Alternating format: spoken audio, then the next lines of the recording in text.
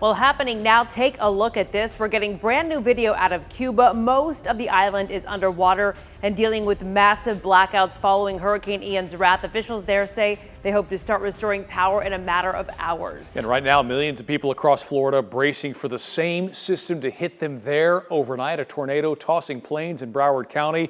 We're showing you a live look from Key West. We are already seeing strong winds on that island. And just in the last hour, that storm moved from a Category 3 to a Category 4. Good morning. I'm Marcus Took. And I'm Kara Sewell. Our Daybreak team is closely following Ian's track and how it affects us here in North Texas. Suzanne Bruner is live in Dallas. Suzanne, flight cancellations are a big deal. I know Cleo was talking about them yesterday. Yeah, Kara. So now we could see Orlando International Airport suspend operations and shut down this morning. My husband was in Orlando and was supposed to fly back to Dallas this morning, but learned yesterday it was canceled.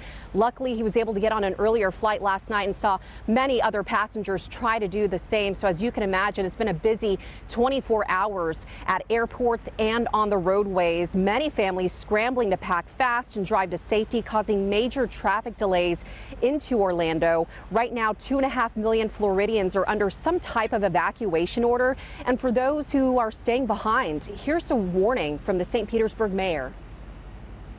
After a certain time when tropical force winds are here, we will not be sending out first responders. Here's a live look in Fort Myers right now near where forecasters expect the storm to make landfall.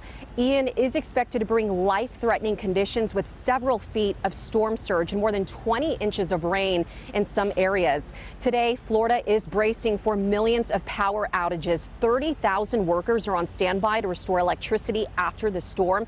And right now, FEMA is stockpiling nearly 4 million meals and water in Alabama. This morning, Texas Baptist Men is preparing to deploy up to 75 volunteers to assist in Florida. I'm at its headquarters right now, and we'll talk to organizers about today's plan and how you can help. That's coming up in 30 minutes. In the meantime, let's check in with meteorologist Greg Fields, who's been keeping an eye on Ian. And Greg, from my understanding, you just got an update from the National Hurricane Center. Yeah, we did get that 5 a.m. update. Still a Category 4 storm with those 140-mile-per-hour winds at 55 miles west and southwest of Naples. So it's moving to the north and northeast at around 10 miles per hour. And on that path and on that track with that speed, it's going to be on shore sooner rather than later as we head up toward Fort Myers a little bit later, maybe as early as midday, late morning perhaps, as it's bearing down on the coast of Florida. You can see that well-defined eye, powerful storm, Category 4, as we mentioned, with those 140-mile-per-hour winds. So all this will be moving on shore a little bit later, and those outer bands already lashing the coast of Florida,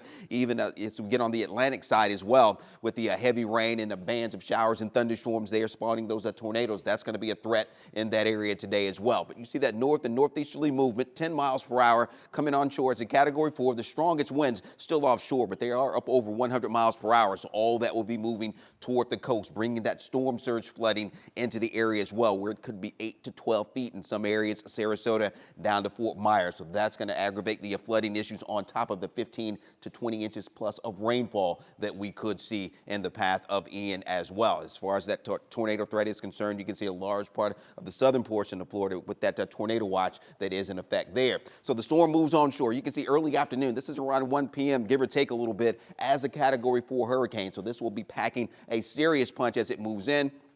Still weakening as it moves over Orlando, but still holding on to that hurricane strength. That's going to be very late tonight, maybe during the early morning hours on Thursday. Then the storm gets back out into the Atlantic and could make another landfall somewhere along the North Georgia, South Carolina border, maybe around Savannah. That's going to be on Friday afternoon, and then it finally moves up into the Carolinas and weekends as we get into the upcoming weekend. So we're going to be talking about Ian for a while to come, for several more days as we get into the weekend. But we'll talk more about this and our own local weather as we wrap up the week going into the weekend as well. But now, Mark, back to you. Okay, Greg, I appreciate those updates. And this morning, several military jets from Florida calling Fort Worth home.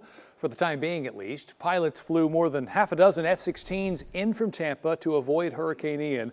And we've also learned that the Texas Air National Guard is trying to get ready to help hurricane victims too. Other military aircrafts ready to deliver medical equipment, bottled water, and other necessities.